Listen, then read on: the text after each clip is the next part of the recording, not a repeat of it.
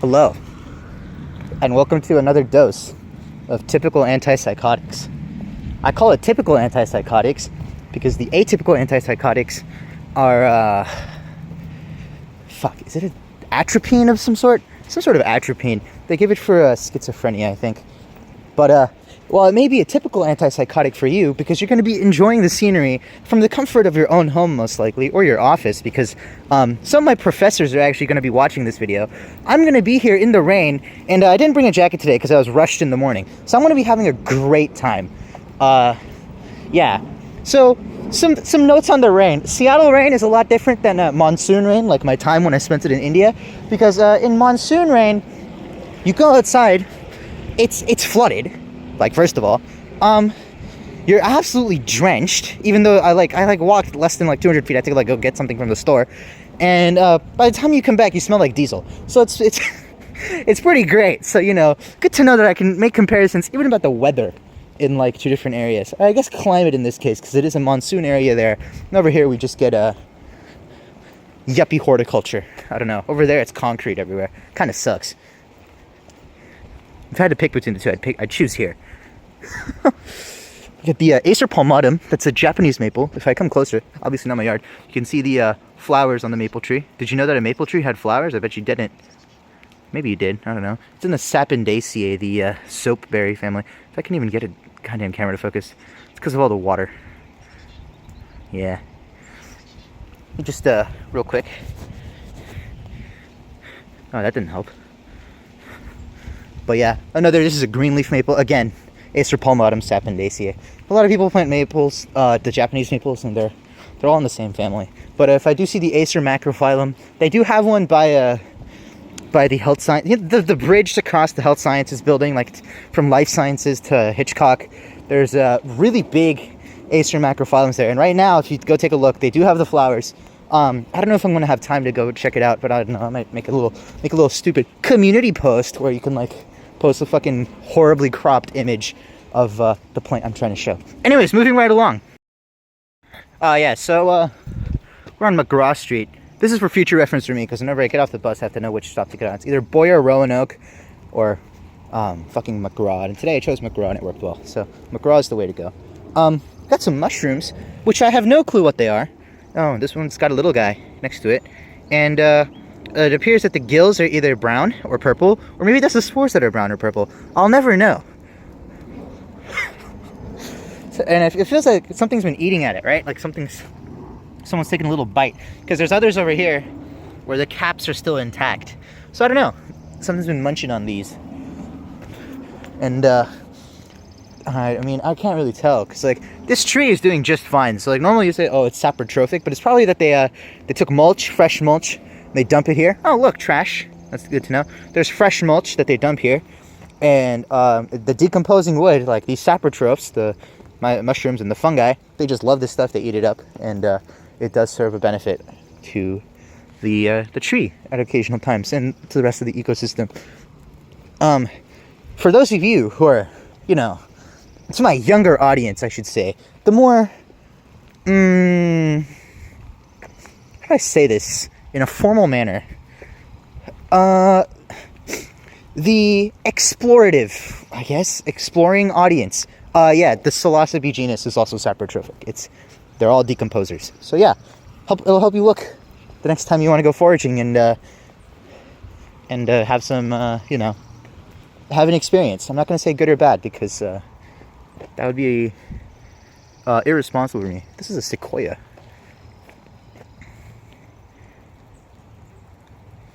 But yeah, today I was going to go over the flowering plants, the angiosperms. Last time we went over the gymnosperms, because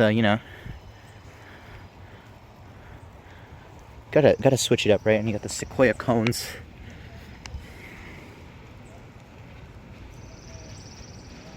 In very, very blurry resolution. Of course I dropped it. Huh. You can see the scales of the cones have like opened up, and it's got a funny looking pattern to it. Kind of cool. You can also see the scales on the branch, which may have been the former needles, which have or maybe that's just bark. And if you remember from the last video, looks like the Cunninghamia lanceolata. Those scales that are arranged in that loop, they like kind of like, they're like in an L shape along the thing. So you look at the previous video, and you'll see that there's this similar pattern here. Yeah, pretty cool. Moving right along. This is where I started recording the last episode, and the playground has been demolished because they're going to rebuild it, I guess, or maybe they're going to plant more plants there. And the cat was usually, like, in this area, the cat jumped out of the Viburnum davidii over here. It's probably Viburnum davidii. It's the only yuppie horticultural plant. I fucking hate it. It looks disgusting, really. Like, it's like 90% green, 10% tiny-ass flowers that I can't even see. How many petals does this fucker have? Let's see it. Looks like 6? Yeah, it looks like 6. There's 2 on the top and 4 on the bottom. And then if we look even more carefully, is it 6 or 5? Yeah, you can't really tell. Look even more carefully, you see those 5 stamens, those 5 brown stamens. And then at the end, there's a little orange thing. Or sorry, not orange, green. I'm being colorblind today. It's like green. I don't know what it is. I mean, I don't even see the stigma style ovary. Maybe it's at the center and I'm just blind. But anyways, to those of you who are new to this, just know that the stamens are the male part, because stamens stay men, and men are male. So that's the easy way to remember it. And yeah, here's the Mahonia. This is not Mahonia aquifolium. Aquifolium means holly-leaved. And that means it would look like more painful than this is. I mean, it's still got the thorns. Like it's not serrate. It's not dentate either. I don't even know what to call it. It's something else. And having to, like, I have to constantly monitor the camera and my hands. So, like, trying to touch this with holding the camera and talking, it's hard. Right, so, got those very painful margins on the leaves. And there's some berries over there. So I guess we missed the flowers. But all the berries in Burberidaceae, all the inflorescences in Burberidaceae, they basically look the same. So you're not really missing out. This one's gotten really tall. Usually I'm used to seeing the aquifoliums. They're about like this tall, about like, what is that, 2 feet, I guess? I don't know. 2-3 feet. We'll see some anyways. Anyways, moving along. Alright, so I know you're not going to go and click on the last video. Okay, I know. Okay, I know what kind of people you guys are. So I'm going to go to the Cunninghamia lanceolata right now. I'm going to show you that scales on the leaf. For more details, go to the last video. This is all you're getting for now. Oh wait, is that a seed cone? Yeah, here's a seed cone that we missed from last time. Huh. I didn't really expect it to be that way. I thought the seed cones would form on the edge. But here we got a seed cone forming in the middle. That's the megastrobolus. That means the female part. And it's mega because it's big. And then you got the male parts over here, which are a lot smaller. Or maybe these are new leaves. Who knows? Who can really tell? Am I going to consult the literature and fact check myself right now? Probably not. Here's a maturing seed cone right here. Yeah, pretty cool stuff. Moving right along. Alright, this is what I think is Acer macrophyllum. You might be asking me, how do you know it's Acer macrophyllum? The tree's right there, right? So like, how do you know that it's Acer macrophyllum? Well, if you look really closely, you're going to see those helicopters that you see on maple trees, that those winged seeds. And also the tree is pretty big leaf, so that's why I was going to go with macrophyllum. Unfortunately, I can't see the inflorescences, right? Because, you know, we judge plants by flowers, not by anything else usually, because there's something called convergent evolution, which is that the best example is actually deserts. So in the desert, it's hot and it's dry. I can't stress this enough. It's hot and dry. And to adapt to this, there's really, like, not many things you can do. You can have a thick, nice, succulent base, maybe someplace underground to store all your energy. You got really thick walls on the side of your plants, like, you know. But cacti aren't the only things that had this. There's also some things in Euphorbiaceae. There's violets that have adapted to the desert. There's all sorts of things. So really, we only go by flowers because the pollinators presumably haven't really changed much over the course of geologic time. So therefore, the flowers shouldn't really change much over the course of geologic time. So we can group things really easily by flowers, and then also group them by pollinators by that logic. Anyways, what do I want to go over today? I like how it says dismount bikes. I've seen people like drive cars over that bridge too, which is kind of funny. Let's go, is this an oak? I don't know where to go. Oh yeah, we'll just keep strolling until I find something interesting. Something flowering. Yeah, you know, we all want the pretty colors. The main reason I'm here today is to film which was very sad because I was in a rush this morning and I couldn't get my jacket. Oh, this is an oak. Oh, this is perfect. So you see these male flowers on an oak. The reason I know it's an oak is because of the leaves. And again, I'm contradicting myself, right? We group by flowers, but now I know this by leaves. It's because I've associated it in my mind, and I hadn't really seen flowers. These are huge. Okay, these catkins are huge. This is the male inflorescence, and it's sopping wet. I mean, it's raining. It's on the gravel. Everything's muddy, but yeah. I mean, if I can get really close, it looks like it appears to be 5 petals, or maybe these are naked flowers. There are some examples of that, like Urtica dioica. It doesn't have any petals. So there is some Urtica dioica by the link station, which I'll be... Oh, I won't be taking that link station to get home today. Fuck. Okay. I'll make a detour and take that link station instead to get home today, and I'll demonstrate Urtica dioica and what it does. But this is a Quercus. That's the oak family, and the oak family is Fagaceae with a G. Not to be confused with Fabaceae with a B, because that's the P family. And yeah, a lot of people don't know that oak trees have flowers. A lot of people didn't know that maple trees have flowers. Because remember, I showed my dad these once, and he was like, I don't know, I thought acorns just appeared out of nowhere. Like, that's not how it works, right? Like, and the reason I know these are the male flowers is because they're dangling, right? They want to disperse the pollen in the wind. Not really easy to do today in the classic Seattle weather. And you just want to dangle, dump all that pollen out.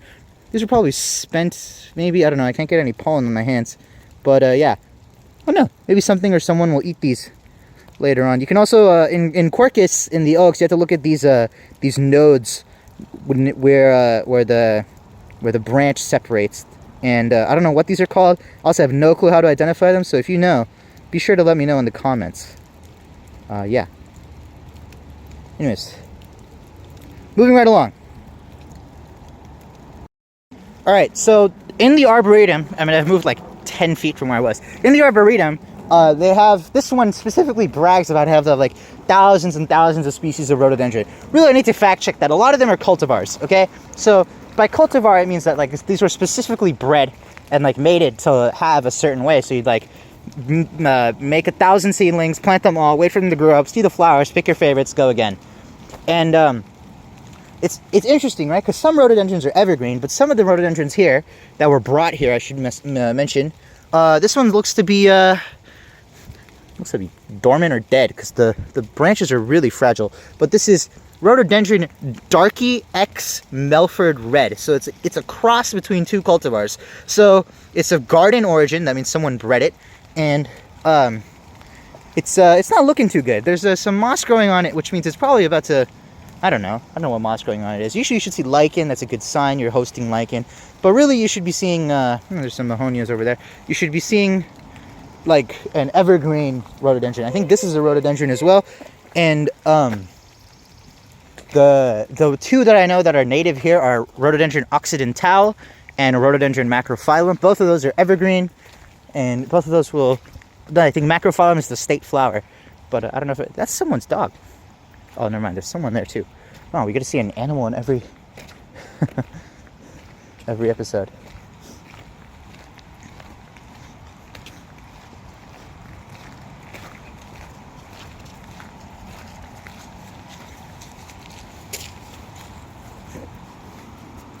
So yeah, more rhododendrons here. I obviously, like at this point you can't really identify them, right? Because these could be from anywhere. I don't know all 4,000 rhododendrons. There's probably like more than that. You can see the lichen. You like that lichen?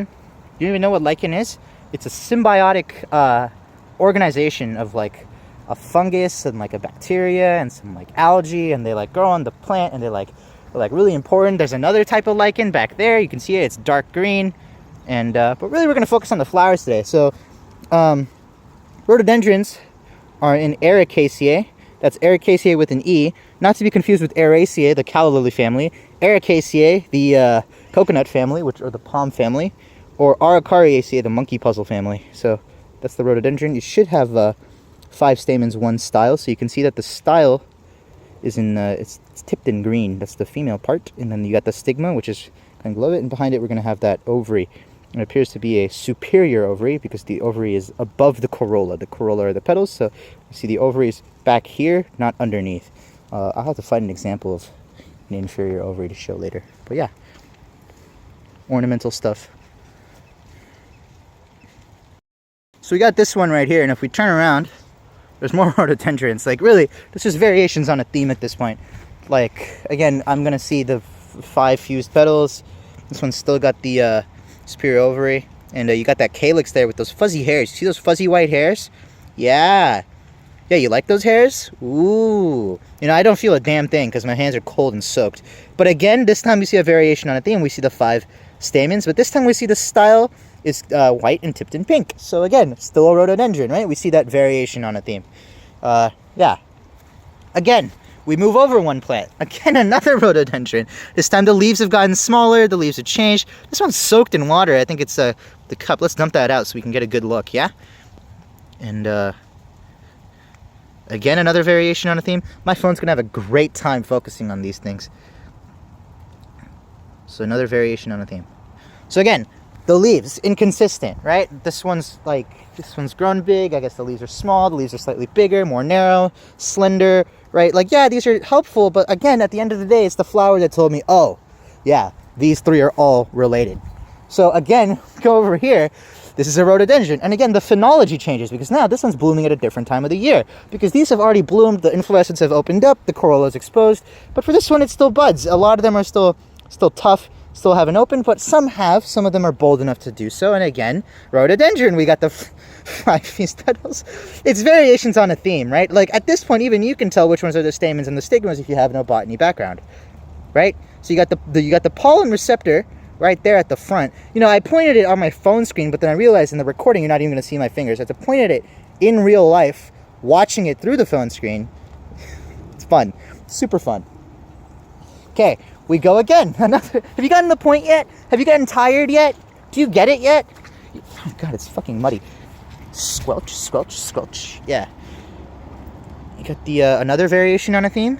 Again, these are all different rhododendrons because they got a different fucking flower color, and you get to choose. Like, oh, I want the yuppie ones in my yard, but I don't want the ones that grow too big.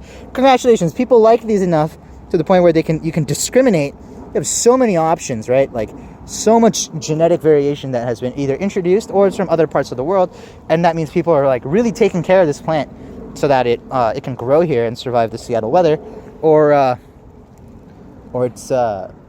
it's a native and you don't really have to do much maintenance at all. So again, I like to not think about the humans when I come here because humans have done a lot of bad things. That's what I tend to think about. So at any given moment, try not to think about yourself. Think about, what sort of selection pressure might have arose that caused this sort of shape to arise, or so this sort of phenotype to appear in these individuals. And most cases, since we're going through here, it's going to be artificial selection, right? Like, we did it because we liked the way it looked. That's the answer in most cases for the rhododendrons here. But outside of this area, oh, that one's about to bloom. I guess I'll have to come back here. I don't know what that is.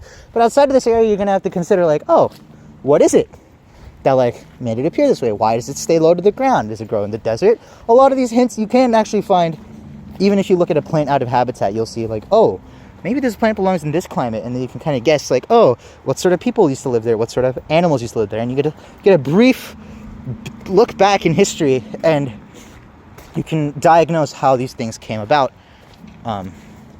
this way. This is again a rhododendron, variations on a theme. The lighter colors are usually associated with night pollinators, so that like bats and beetles and night, that usually in like desert or dry regions where it's really hot during the day, you don't really want to be active. So you got these really white, pale inflorescences so that pollinators can see it. And also you'll notice that the flowers are pointed downwards here, either by breeding or intentionally, so that the rain doesn't get to them if they were in a rainy climate. Pretty cool stuff.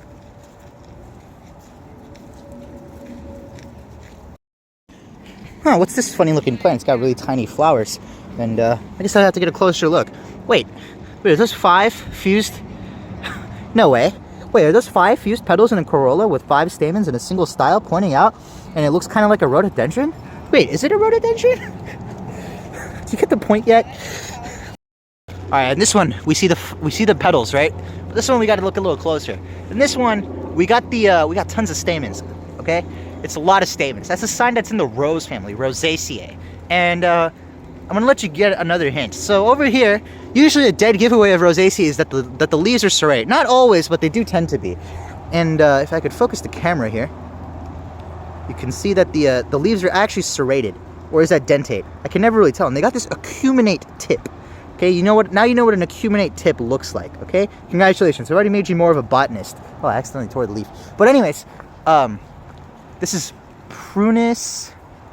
Oh boy, it's not Serracifera. Something in Prunus. It's some sort of cherry, or like apple or pear. Probably a cherry, because you know all the yuppies here. We gotta have the cherries like fucking everywhere. Like after you go to the quad, right? You've basically seen it all. Oh wait, there's a tag on the tree. Hold on, let's go see it out.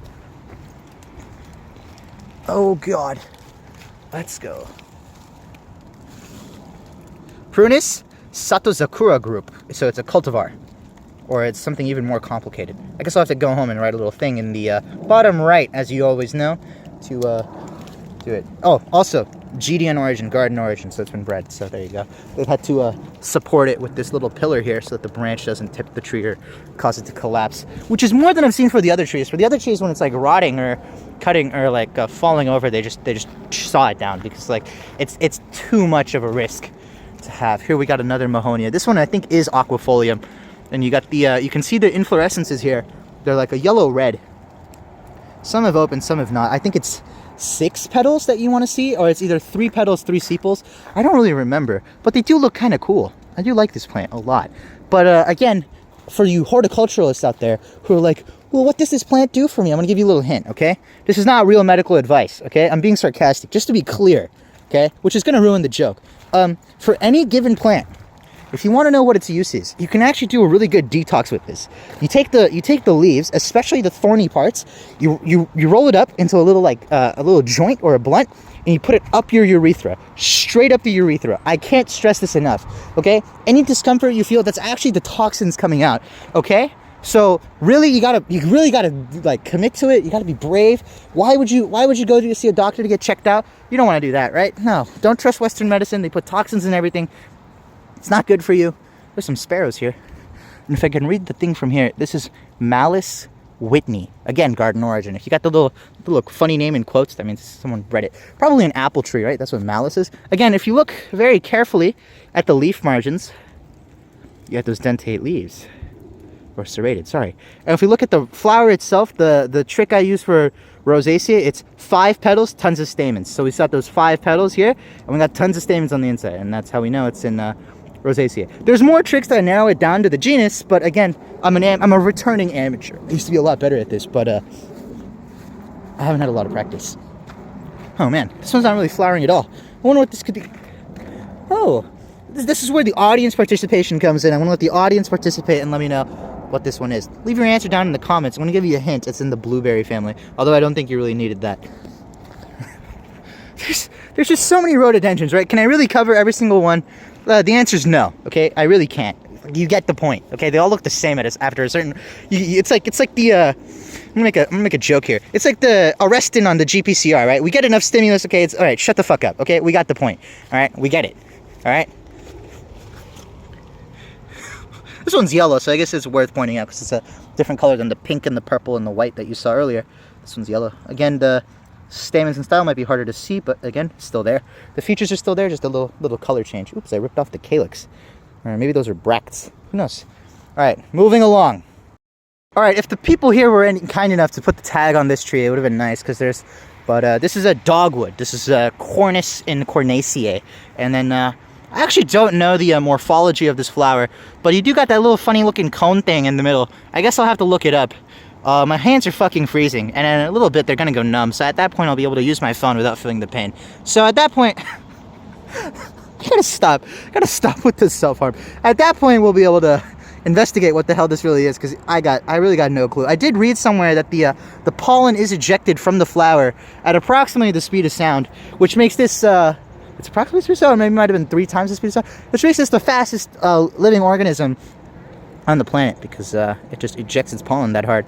Pretty good looking plant. I think it is native to this region, so yeah. My parents really like this plant. They like the pink ones though, although I've never really seen one up close. I've only really seen the white ones up close, and I've seen some different species of this, but Again, that's footage on my old phone that I don't want to upload because I sound like an absolute psychopath on that one because I didn't rehearse, didn't practice. Like, the Arboretum, I come here, I do a dry run, and then I come again, and then that's the one I upload. So that's how it's going to work. Orange rhododendron up there. Do you even want me to get close? Like, do you really care? Do you really care? Oh, Mahonia aquifolium. Let's do a little detour. Here we can see that the flowers are still intact. And you can see those nasty looking thorns on the edges of the flower. But over here, we got these fused petals, fused sepals. You really can't tell. There seems to be an achene at the middle. And this is again a superior ovary because the fruit is above the corolla. So there you go. Let me look really closely. There's a lot of dirt in my nail. Very sorry for those of you disgusted at home because I picked up that oak twig earlier. But yeah, pretty cool looking plant. All right, another rhododendron that you guys want to see. This one's an orange one. Unfortunately, no tag, so it's up to the viewer to do some peer review and decide what the hell this is, because there's no way I'm going to be able to tell. Isn't it like Martin Luther King? I think he was like, oh, you see like someone's true character in like times of discomfort. Ah, fuck. Yeah. So I'm trying to look through the Mahonia is poking me in the ass right now, but yeah, times of discomfort, I guess. I guess you get to see my true character right now. Hasn't really changed much, has it? Alright, if I go and see every single rhododendron, you guys are going to get bored. This is going to be a stupid rhododendron episode. I'm not going to even identify a single one. So again, instead, we're going to go over here. This is another one in Cornaceae, the dogwood family. And if I can get close to an inflorescence... Oh, here we go. Fucking rhododendron. God damn it. Get out of the... It's like that annoying guy who always wants to be in the video. A lot like me. I guess I can relate to the rhododendrons. Here's another one. This one looks different. And the tree looks different. And I don't know what the hell this is. Probably some other species in Cornus. I don't really know. You're going to have to, as usual, see the bottom left text for additional information. So, yeah. What is that yellow thing over there? Did I even cover that? Let's go check that out. It's a fucking rhododendron. I don't know why I fall for this every time. We already went over. It's a yellow rhododendron. This one's different, though. This one's got that, you can actually see the umbel. The umbel is a group of flowers, and you can actually see that umbel opening up from the outside in. That's how it usually goes. And I'm like 90% sure this is a rhododendron because there's no way this is a honeysuckle. Did I just, what is that? Oh, I'm ripping off the sepals, the calyx. Those are the modified leaves on the back, on the back of the flower. But yeah, I think this is pretty cool. This is the thumbnail, I think, because you got an odd number, right? It's like aesthetically pleasing. It's got to be off center. It's got to be tilted, I guess. I don't know. Let's make this the thumbnail and click. There we go. Okay, moving along. So here's another Quercus. This is an oak, and you can see those catkins right there. The male reproductive parts. Sorry, male reproductive appendage. Sorry, I'm supposed to use formal language in this so that people can accurately know what the hell I'm talking about. So these are the macrophyllum. That's the male usually. Fucking camera won't ever focus. Like, what if I just focus here? How's that? You guys want to see that shit anyways, right? In the background? Yeah, no. Let's how close do I have to get? God damn. You know, if you get too close, right, it doesn't focus. You have to be at like that perfect distance. Come on. What if I just go to here? There's some catkins. Yeah. They haven't opened yet. Or maybe they have. And you can see those little stamens. Again, I forgot to say, quercs are... Fuck, it's not dioecious. It's some word where the female appendages and the male appendages appear on the same plant.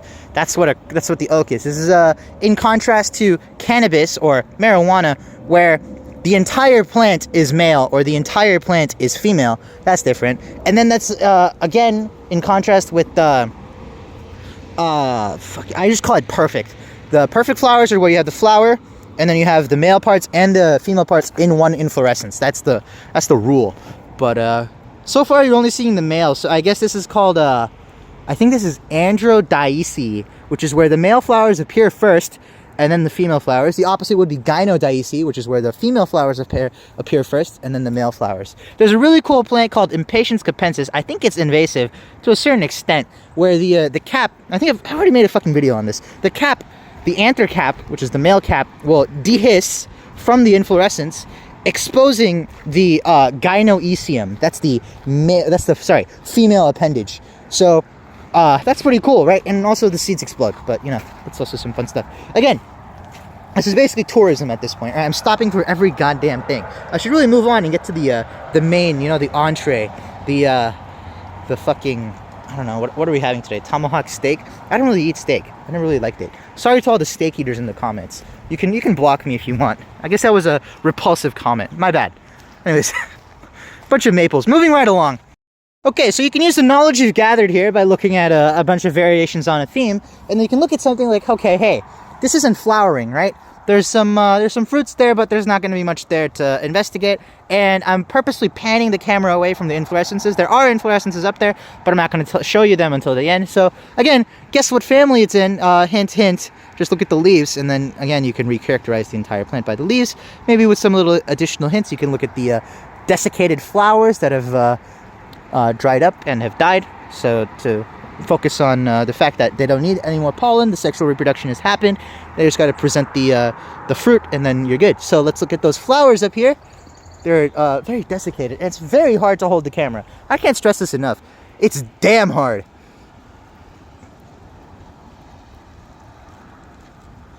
So you can see those stamens there are still there, still dried up, and the corolla has desiccated, and the fruits are starting to form here. And you can see that the fruit appears past. Oh god damn it! I let go of it. The fruit appears past the corolla, which means it's a superior ovary. Is it a superior ovary? I can actually see it beneath the corolla. Maybe it's inferior. This is a good example right here. You can see that bulge. Okay, you know what? What if I just, for science, right? You can see that bulge appearing beneath the petals here, so that way it's an inferior ovary. I have to correct myself. I'm not really sure. It's probably inferior. So you can see that the ovary is beneath the petals. So yeah, cool stuff. Moving along. All right, so over here we got what appears to be another conifer. I don't know the identity, but again, if we look at the scales, we see that same variation on a theme, which lumps these into the other conifers, which is how those scales are attached to the stem. Pretty cool stuff.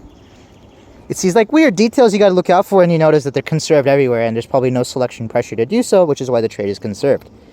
So that's how we can group these things. But the real thing here is I think this is a hydrangea, if I can even tell. Probably not actually a hydrangea. I just made that as a insensitive guess, because I saw the 4 petals and there was like a kind of a hydrangea shape. It's probably a Nyctaginaceae, maybe? I don't really know. I guess I have to look carefully. But if we look really carefully, you can see that stigma-style ovary at the top. It's sticking out, if the camera would focus. And it's surrounded by those stamens. Let's count how many. Again, I can't hold the phone and the flower at the same time. So I have to look really carefully. And also not destroy the flower because it's soaked. It appears to be 4. It does appear to be 4. It might be 3 because I accidentally knocked one off. But, yeah. Dude, this is hard. Why did I come in the rain? I guess no one's here, though, so I don't have to be as embarrassed. But, yeah. Pretty cool stuff. Oh, moving right along. Again, it's a maple. This is an Acer palmatum, Japanese maple, and you can look really carefully at these unopened flowers, or maybe they're open and just absolutely soaked. Really can't tell sometimes. But, really, they're all over the plant, right? They're all over the plant, all over the thing, and then you can see this. Now, for bonus points, you might be wondering, what's this plant in the background? And we're going to use our knowledge of a plant we've seen here earlier before. We're going to look at the inflorescence, and you're going to say, oh, that looks like it's in Berberidaceae, right? Kind of. It kind of looks like that, right? Kind of does. Don't you get that feeling, you know, that reddish yellow color? Got that, like, weird, funny-looking inflorescence, right?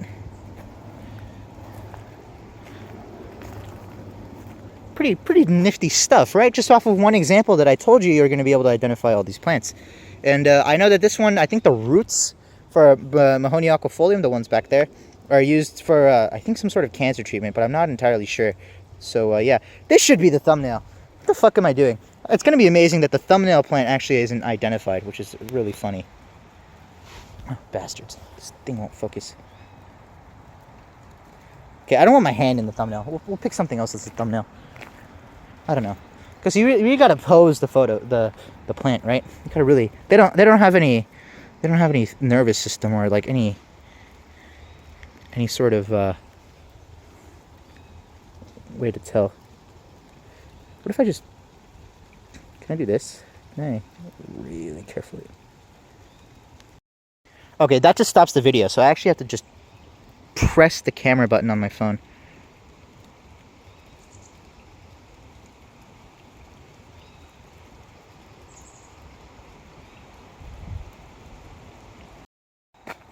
Okay, well, I definitely stabbed myself with something on that plant, because I know that some Berberdaceae, they really have those thorns or some kind, some sort of teeth, just to really discourage you from really fondling it and really getting in there, giving it a nice rectal exam. So, I can't get to this one, but this is a syringa. This is a lilac. I can't get close enough because of the puddle, and I'm not going to ruin these shoes that I bought like 2 months ago. So, how do I get close to this? Can I just step here? Oh. Didn't go too deep. And we got that, I think this is some sort of lilac. They got these, they got Syringa josicea, I think, planted all over UW campus. They're the white ones that you see, and they, when I first got my nose fixed, they smelled pretty nice, but this year they were smelling absolutely terrible. It was like overwhelming, right? It doesn't really, you don't really like that overwhelming perfumey smell. Again, because it was bred and kept for humans. It's kind of ironic that it's actually really annoying. And there are people who are susceptible to migraines because of certain odorants, so, you know, they probably didn't think of that, even though UW really does tend to be really courteous and, like, really considerate. They're not, but it's whatever. Moving along. Alright, so let's say you're in the wild, which you probably won't be anytime soon, but let's say you're in the wild, and you're like, let's ignore that tag, let's cover that, let's ignore that tag, right? And you're like, I wonder what plant this is, right? And you're gonna be like, oh, well, that looks kind of like the you're gonna have to get context first before I guess you look at the plants. Fucking hell, why does it never focus? Dude, this is getting annoying. I don't want to rip off the inflorescence, because this one's actually not, Acer palmatum, but fucking hell. Let's do this.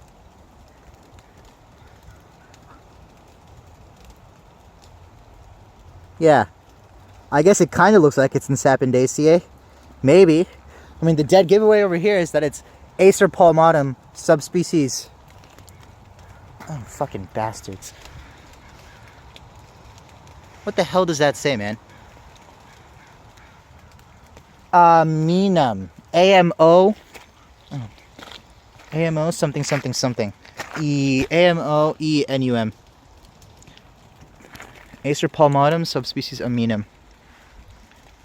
So yeah, again, variations on a theme. You can see the same inflorescences, same leaves, same leaf margins. These ones are dentate as well. And there's probably some key to this that I'm going to be able to write about. And if I don't find the key, you're not going to see any of that on-screen correction. But yeah, I hate that you know, I chose the worst day to do this. Like, the worst day to do this. I always choose the rainy days. Everything's all flat, like, everything's all rainy. Fucking sucks. But anyways, moving along. I should get this in focus so you get a nice shot.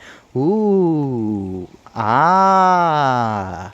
Yeah, you like that? Maybe I'll shut up for a bit and go give you a little silent tour. Hear the universe, I guess, or the wilderness.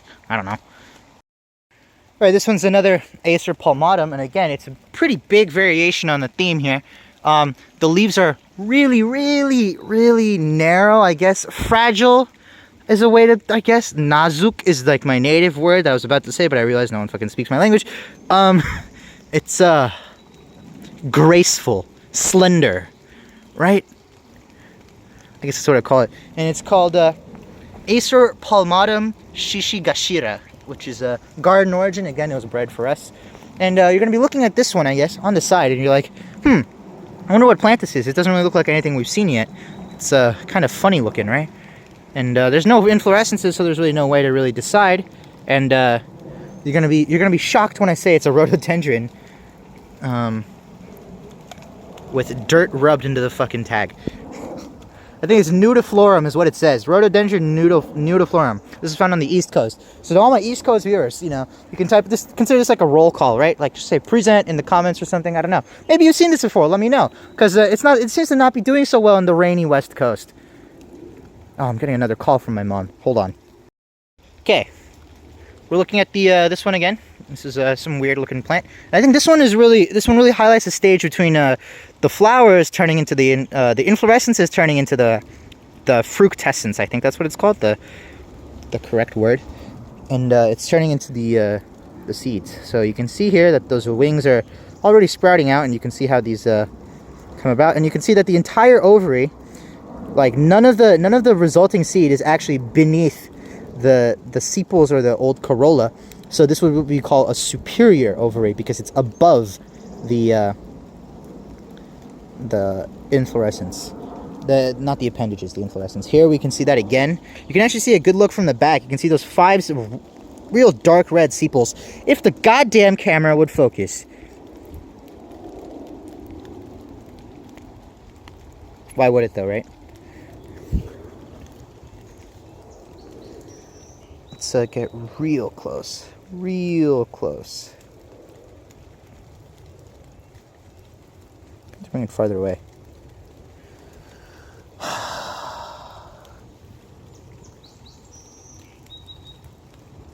So the dark red color is the sepals, and the pinky color is the petals, the old petals. And you can look back and you can count that there's 5 of them. Not that I'm going to do that though, because I'm going to have to really bend this twig now that I have the camera in focus. You know, it really sucks having to use a phone camera, but I guess I do the best with what I got, right? Like, this isn't something I committed to over the last year, but it is something that I wanted to resume until my enthusiasm was utterly destroyed. But that's okay. Let's get this one. So again, the leaves have changed, right?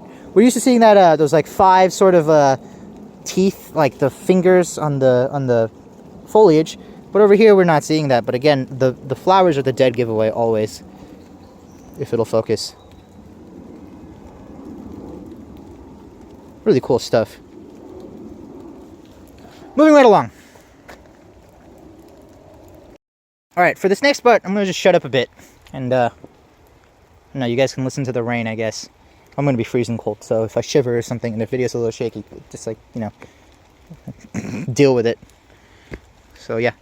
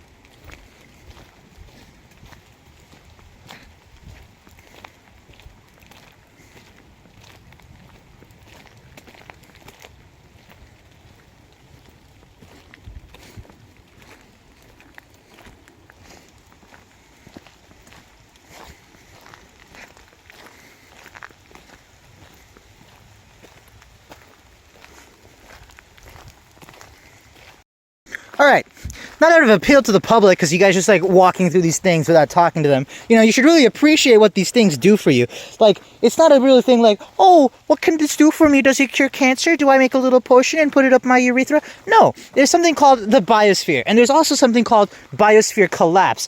The ecosystem really does help filter things and waste and pollution that humans have created, in addition to hosting its own variety of plants and animals, and they all work together to create this nice little thing for you to carve a little pathway through. Unfortunately, the Arboretum isn't really an ecosystem, because again, it's human maintained. This is here for our pleasure, for us to view. But again, there's a lot of native stuff here that they haven't really touched. They've just really left it here, so you can kind of get a glimpse of what life is like here. And really, you shouldn't really value things based on how the cosmetics industry tells you. It's not everything is about what it can do for you. Consider the things it's already doing for you and how you can help reduce the strain you've put on it. So that's really how it is, right? Like, it's not, I don't know. I'm not getting through to a lot of some of you. I think I had an argument on like the free roaming cats again, right? Like someone was like, well, it's actually animal abuse if I keep my cat inside. And to him, I was like, you know, just keep your cat inside, make a little play area for it, spend some time with it, right? It's a cat. It's not a human. Humans have something called culture, okay? You can correct yourself and correct your mistakes. A cat is a cat. It's a born hunter. It's a predator. The amount of selection pressure a single cat can put on an area is absurd. Absolutely absurd. Okay? Cats are responsible for so many extinctions. And to think that you would happily throw all of this away for your pet cat is abhorrently irresponsible. You are the human. You can correct yourself. It's not animal abuse. You're just crazy. Just keep your cat inside. It's not hard. And to them, he was like, well, I care more about my cat than the ecosystem. So then I was like, all right, let's present a different argument, right? You leave your cat outside, it's going to be eaten by coyotes, okay? You want your cat eaten by coyotes? I didn't think so. Keep it inside. I don't know. I guess you have to be harsh sometimes, right? Activism isn't about alienating people, right? Activism is about including people. So when you see things that like talk about one group and you're like, oh, I did activism in so-and-so, you excluded so many people and you're destroying, I guess, a community that could have been formed, right? Like, there's no reason to exclude people based on something they have no control over. But like, you want to include people, right? That's called activism. That's how back in 2020 you had the riots, right? Because like, fucking everyone came, right? You had people who were high on like meth. You had like the tweakers. You got like people of all sorts of shapes and sizes. I saw some fucking Confederate flags there too.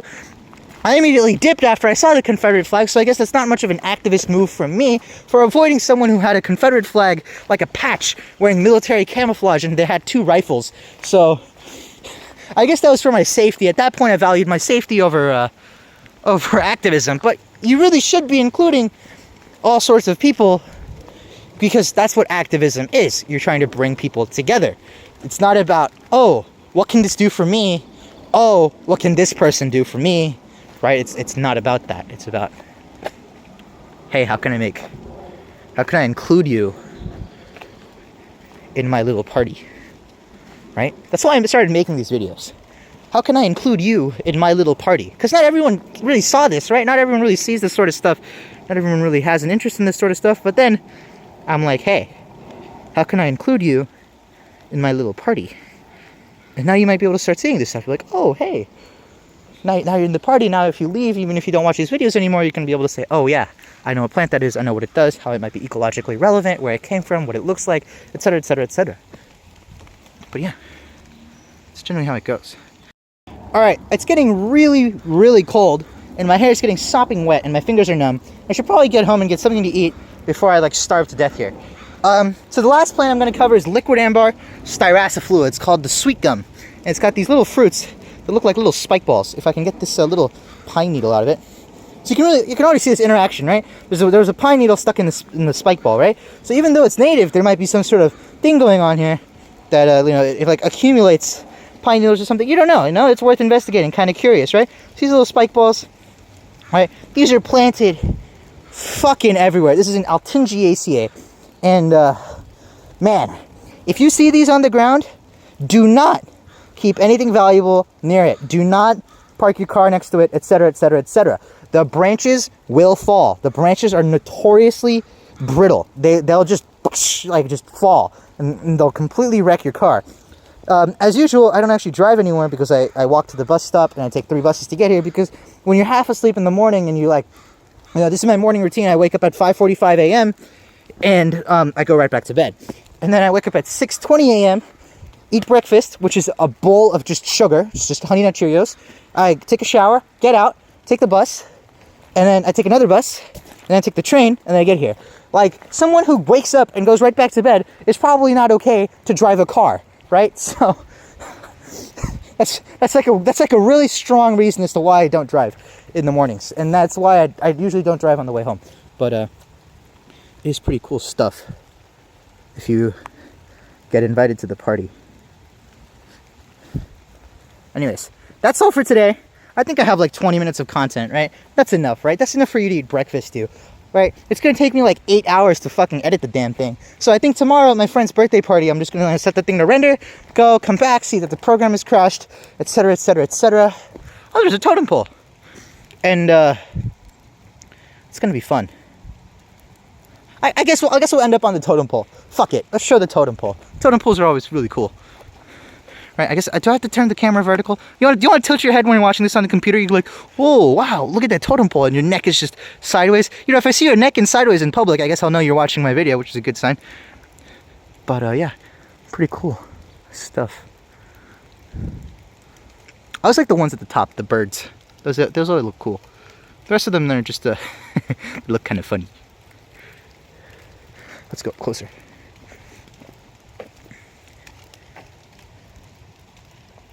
Yeah. All right. Oh fuck! I was gonna go over urticacea. All right, I'll make one clip at the end of me touching the Urtica dioica, and then we'll move on, and that'll be the end of the video. But yeah. Okay. Thanks for watching. Bye. All right, so we're at the bus stop to go home, and there's a dogwood flower here that was on the bench. So I figured I'd really get up and close so you can really see it. Yeah. Pretty cool stuff. There will be no clip of the Urtica dioica here. Next time though. Next time. I trying to think of like cool names to title the video on my way back home. And I think in this case it's gonna be like I don't know, something about the dog. Even though we barely went with the dog, just barely saw that dude. Gonna have to name it after the dog. Anyways, until next time.